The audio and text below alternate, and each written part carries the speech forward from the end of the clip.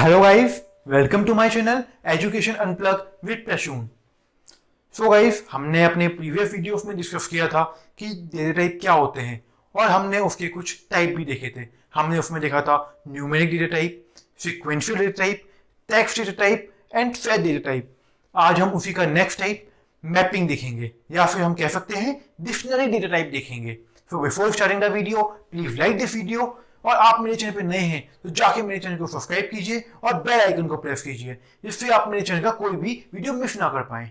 Dictionary अपने नाम को खुद ही डिफाइन करता है। हम सब लोगों ने डिक्शनरी देखी है। उसमें एक वर्ड होता है और उसका मीनिंग होता है और वो साथ में एक कॉम्बिनेशन में स्टोर होते हैं। उसी तरह पाइथन में भी हमारे पास डिक्शनरी होती है जिसमें एक की होती है और एक वैल्यू होती है और वो साथ में स्टोर होती है। A dictionary is a collection which is ordered, changeable and indexed. Dictionary में हम जिस तरीके से जिस ऑर्डर में हम वैल्यू स्टोर करते हैं, हमने कोई वैल्यू पहले स्टोर करी, हम उसका ऑर्डर प्रिडिक्ट नहीं कर सकते कि वो पहले ही इंडेक्स पे आपकी वैल्यू स्टोर होगी। वो कहीं भी स्टोर हो सकती है। हम एक बार डिक्शनरी बनाने के बाद उसके अंदर नई की वैल्यू स्टोर भी कर सकते हैं और जो अपनी हमने की वैल्यू स्टोर की है हम उनको रिमूव भी कर सकते हैं। सो डिक्शनरी आपकी चेंजेबल होती है। और हम अपने प्रीवियस वीडियोस में स्ट्रिंग, लिस्ट और टपल में इंडेक्स भी डिस्कस कर चुके हैं। सो हमारी डिक्शनरी में भी इंडेक्स होते हैं। Dictionary hold a pair of value, one being the key and other corresponding to its value. जैसे कि अभी हमने एक डिक्शनरी का एग्जांपल लिया था जनरल लाइफ में कि आपकी डिक्शनरी में एक वर्ड होता है और उसका मीनिंग एक कॉम्बिनेशन में स्टोर होता है। ऐसे ही पाइथन में भी डिक्शनरी में एक आपकी की होती है जिसको हम वर्ड कह सकते हैं और उसके साथ उसका मीनिंग स्टोर होता है जिसको हम पाइथन में वैल्यू कहते हैं। अब आपके मन में ये सवाल होगा कि हमारे पास लिस्ट था, टपल था, सेट था, तो हमें डिक्शनरी की क्यों जरूरत पड़ी? जो हमारे पास एक की वैल्यू पेयर होता है ना, उससे हमारी जो स्पेस होती है वो सेव होती है और हम किसी भी एलिमेंट को बहुत ही कम टाइम में एक्सेस कर सकते हैं। और एक ये फास्ट मेथड भी है, इसलिए हम डिक्शनरी यूज करते हैं। डिक्शनरी में आपको एक चीज याद रखनी है। अभी हमने कहा कि डिक्शनरी आपकी म्यूटेबल होती है, बट इसका ये मतलब नहीं कि आप डिक्शनरी की की को भी चेंज कर पाए। हम सिर्फ डिक्शनरी के अंदर जो हम वैल्यू स्टोर करते हैं सिर्फ उन्हीं को चेंज कर सकते हैं। एक बार हमने कोई की क्रिएट कर दी तो हम की को चेंज नहीं कर सकते। हम की के अंदर जो हमने वैल्यू स्टोर की है सिर्फ हम उसी वैल्यू को चेंज कर सकते हैं। और एक चीज आपको याद रखनी है कि हम की को एक डिक्शनरी के अंदर रिपीट नहीं कर सकते। मतलब हमारी एक डिक्शनरी के अंदर रिपीटेड की नहीं होगी बट रिपीटेड वैल्यूज हो सकती हैं। सो अभी हमने देखा कि डिक्शनरी क्या होती है, डिक्शनरी कैसे काम करती है। सो हम देखेंगे कि आप डिक्शनरी क्रिएट कैसे करते हैं। डिक्शनरी क्रिएट करने के लिए हमारे पास दो मेथड है। पहला मेथड है कि हम कर्ली ब्रेसेस के अंदर अपनी की और वैल्यूज पास करें कॉमा सेपरेट करके, या फिर हम DICT फंक्शन की हेल्प से भी डिक्शनरी क्रिएट कर सकते हैं। अब हम दोनों मेथड्स को डिटेल में देखते हैं। मैंने यहाँ पे एक वेरिएबल लिया है जिसके अंदर मैंने एक डिक्शनरी स्टोर किया है। उस डिक्शनरी के अंदर मैंने नेम लिया है, यहाँ पे नेम मेरा की है और प्रसून मेरी वैल्यू है। उसी तरीके से मैंने एज लिया है और फिर जेंडर लिया है। अब हम देखेंगे कि आप DICT मेथड से डिक्शनरी कैसे क्रिएट करते हैं। DICT मेथड से स्ट्रिंग करना बिल्कुल वैसे ही है जैसे हमने सिंपल क्रिएट की थी। बस आपको उसमें अपना वेरिएबल पास करना है और असाइनमेंट ऑपरेटर जो कि आपका इक्वल साइन होता है वो लगा के DICT फंक्शन लिखना है। और उसके अंदर जैसे हमने अभी डिस्कस किया था कि आप कर्ली ब्रेसेस की हेल्प से डिक्शनरी कैसे बनाते हैं, वो एज अ पैरामीटर आपको DICT फंक्शन में पास कर देना है। सो आपकी यहाँ पे डिक्शनरी क्रिएट हो जाएगी। हम इसको एक एग्जाम्पल के साथ देखते हैं।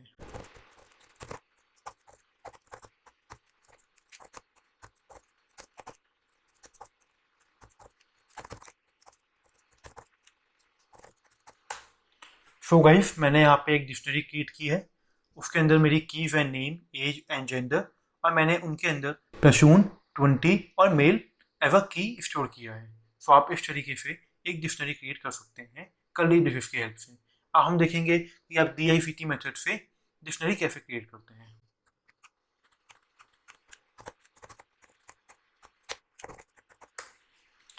सो गाइस, DICT फंक्शन से डिक्शनरी क्रिएट करना बहुत ही सिंपल है। आपको बी लिखना है, उसके असाइनमेंट ऑपरेटर मैंने यहाँ पे लगाया, DICT फंक्शन को कॉल किया और उसमें एज अ पैरामीटर मैंने एक डिक्शनरी पास की।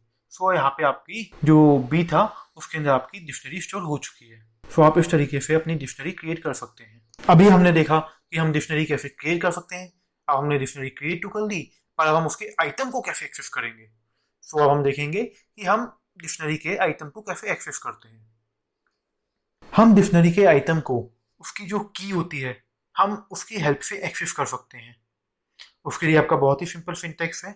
आपको अपनी डिक्शनरी का नाम लिखना है और स्क्वायर ब्रैकेट के अंदर आपको वो की पास करनी है जिसकी वैल्यू को आपको एक्सेस करना है। हमारे पास दूसरा मेथड है गेट। हम गेट मेथड की हेल्प से भी अपनी स्ट्रिंग से किसी भी पर्टिकुलर की वैल्यू को एक्सट्रैक्ट कर सकते हैं।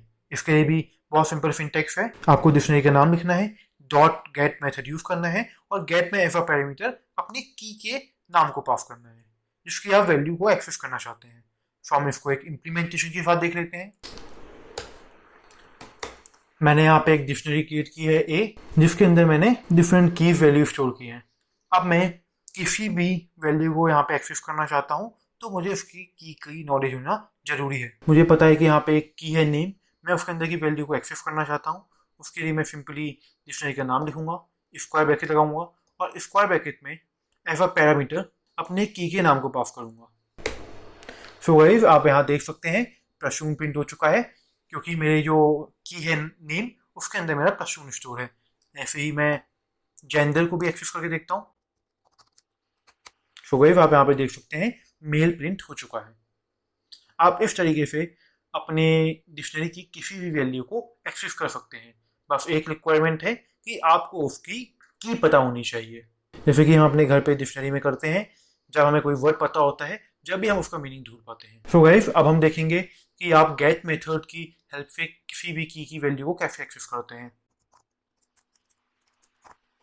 सो गाइस हम जानते हैं कि हम किसी भी मेथड को कॉल करने के लिए डॉट ऑपरेटर का यूज करते हैं। तो आपको यहाँ पे अपने डिक्शनरी का नाम लिखना है, उसके बाद डॉट लगा के गेट मेथड को कॉल करना है और उसमें एज अ पैरामीटर जिस वैल्यू को आपको एक्सेस करना है उसकी की पास करनी है।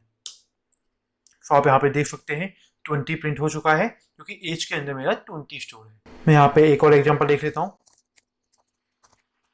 सो गाइस मैंने यहाँ पे अब की जगह नेम पास किया है तो यहाँ पे मेरा प्रसून प्रिंट हो चुका है। तो गाइस अभी हमने देखा कि हम डिक्शनरी क्रिएट कैसे करते हैं, उसके बाद देखा कि हम डिक्शनरी के अंदर की वैल्यूज को कैसे एक्सेस करते हैं। हमने वैल्यूज को तो एक्सेस कर लिया, अब हम वैल्यू चेंज कैसे करते हैं अब हम वो देखेंगे।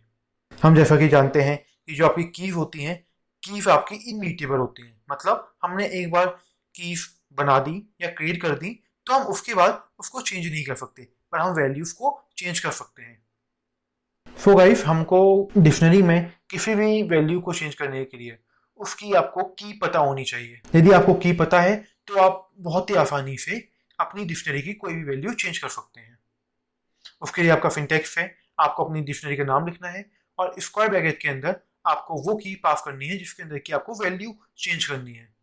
सो हम इसको एक इम्प्लीमेंटेशन के साथ देखते हैं। यहाँ पे मैंने एक डिक्शनरी क्रिएट की है ए, जिसके अंदर मैंने कुछ की वैल्यू स्टोर की है और यहाँ पे जो मेरा एज है मैंने पहले एज के अंदर 20 वैल्यू स्टोर की है। यदि मुझे उसको अपडेट करना है तो मैं सिंपली पास करूंगा अपनी डिक्शनरी का नाम, स्क्वायर ब्रैकेट के अंदर की जिसकी मुझे वैल्यू चेंज करनी है और असाइनमेंट ऑपरेटर जो कि आपका इक्वल साइन होता है वो लगा के जो मुझे नई वैल्यू असाइन करनी है वो वैल्यू वहाँ पे मैं दे दूंगा और वहाँ पे मेरी वैल्यू चेंज हो जाएगी। तो हम इसको एक इम्प्लीमेंटेशन के साथ देखते हैं।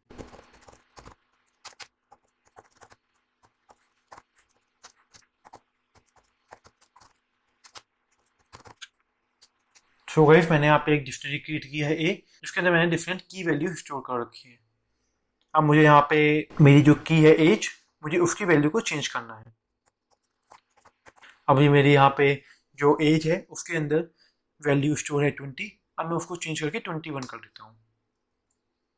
सो गाइस अब आप मेरे आउटपुट में देख सकते हैं मेरी वैल्यू यहाँ पे अपडेट हो चुकी है और आप इस तरीके से किसी भी वैल्यू को चेंज कर सकते हैं। यहाँ तक तो हो गई आपकी सब सिंपल चीज़ें। अब हम एक कॉम्प्लेक्स टॉपिक की तरफ चलते हैं।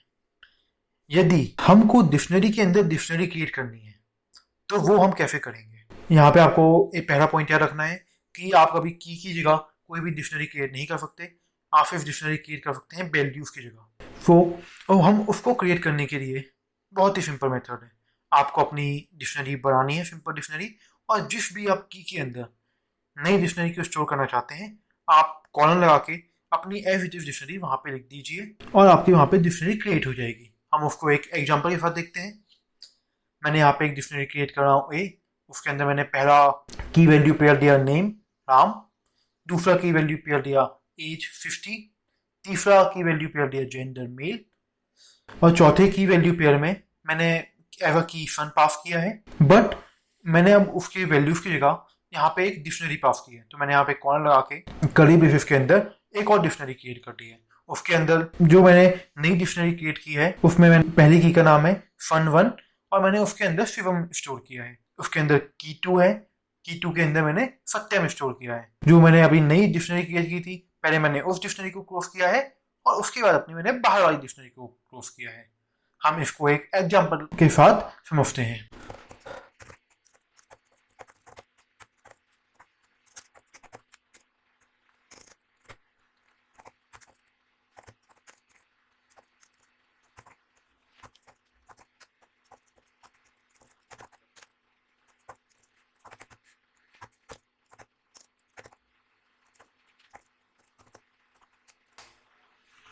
सो गाइस, आप यहाँ पे देख सकते हैं जो अभी हमने एग्जांपल डिस्कस किया था, मैंने वही एग्जांपल फिर यहाँ पे नेस्टेड डिक्शनरी क्रिएट कर दी है।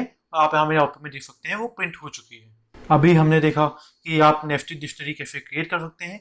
अब हम देखेंगे कि आप नेस्टेड डिक्शनरी के अंदर के आइटम्स को कैसे एक्सेस कर सकते हैं। उसके लिए बहुत ही सिंपल सिंटैक्स है। आपको अपनी डिक्शनरी का नाम पास करना है और उसके बाद आपको स्क्वायर ब्रैकेट लगा के वो की पास करनी है जिसके अंदर आपने अपनी डिक्शनरी स्टोर करके रखी है, मतलब नई डिक्शनरी स्टोर करके रखी है। उसके बाद दोबारा स्क्वायर ब्रैकेट लगाना है और आपको जो आपकी इनसाइड वाली डिक्शनरी है आपको उसकी की पास करनी है। सो हम इसको एक इम्प्लीमेंटेशन के साथ देखते हैं। मैंने यहाँ पे अपनी डिक्शनरी का नाम पास किया है, उसके बाद मैंने यहाँ पे स्क्वायर ब्रैकेट लगाए हैं। यहाँ पे मैं वो की पास करूँगा जिसके अंदर मेरी सेकेंड वाली डिक्शनरी स्टोर है। उसके बाद मैं यहाँ बाहर आऊँगा, दोबारा स्क्वायर ब्रैकेट लगाऊंगा और अब मैं जिस की वैल्यू को सेकेंड डिक्शनरी से एक्सेस करना चाहता हूँ मैं वो वैल्यू यहाँ पे दूंगा। मैं यहाँ पे fun2 पास करता हूँ।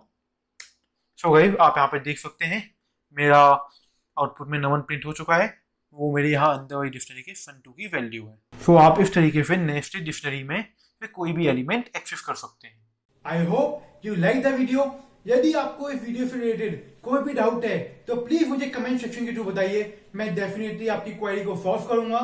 और मैंने इस वीडियो के साथ भी एक लिंक शेयर किया है, आप वहां पर जाके जो हमने आज पढ़ा उससे रिलेटेड प्रैक्टिस प्रॉब्लम डाउनलोड कीजिए। मैं अपने नेक्स्ट वीडियो में उन प्रॉब्लम्स को डिटेल में डिस्कस करूंगा।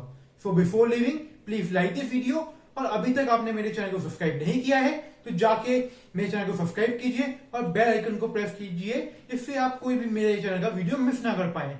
And at last I would say stay safe, stay home. जय हिंद, जय भारत।